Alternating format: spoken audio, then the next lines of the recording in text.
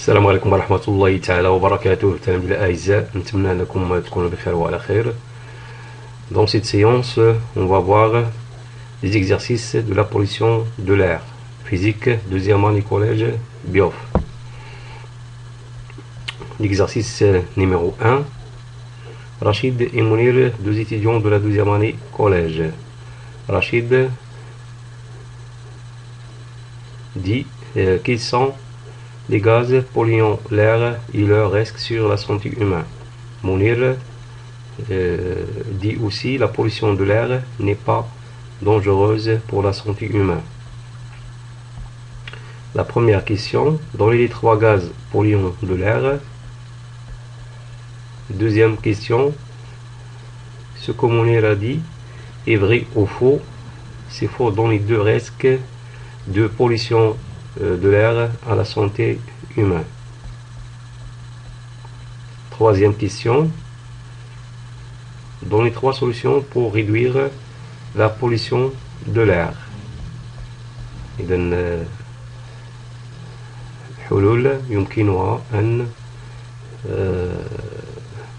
تحد من تلوث الهواء. إذن يمكنكم إنجاز هذه السلسلة في انتظار التصحيح في الحصة القادمة إن شاء الله. On passe à l'exercice numéro 2. L'homme ne choisit pas l'air qu'il respire, il absorbe donc les polluants présents dans l'atmosphère. Ces polluants ont aussi une influence sur l'environnement. Alors, quelles sont, la question 1, quelles sont les sources de la pollution de l'air, et donner un exemple pour chaque type. Deuxième question, comment expliquer l'arrivée des pluies acides؟ إذا كيف نفسر تكون الأمطار الحمضية؟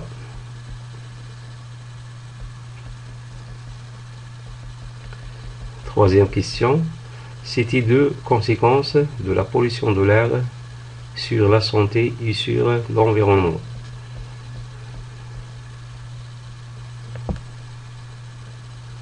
إذا هنا الأعراض الناجمان أو نتائج التلوث الهواء على الصحة والبيئة. Bien sûr, صحة الإنسان.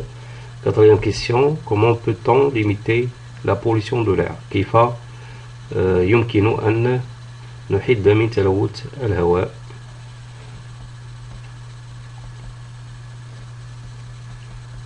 Exercice 3, des pluies acides.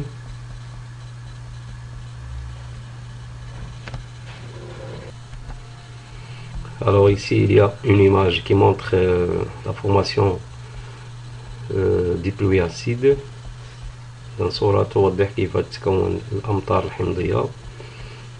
La première question, quels sont les producteurs de polluants atmosphériques visibles sur ce dessin؟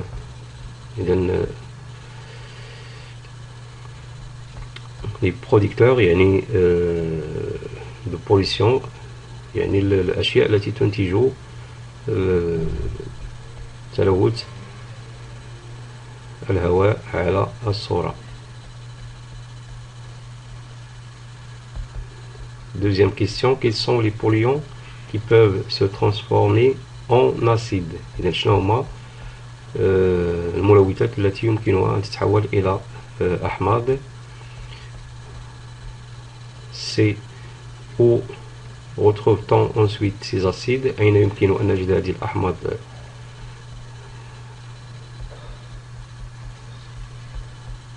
بعد تكونها. D, dans l'équation de la réaction de dioxyde de soufre SO2 et le dioxygène de l'air O2 qui donne le trioxyde de soufre SO3. Alors l'équation est bien sûr équilibrée.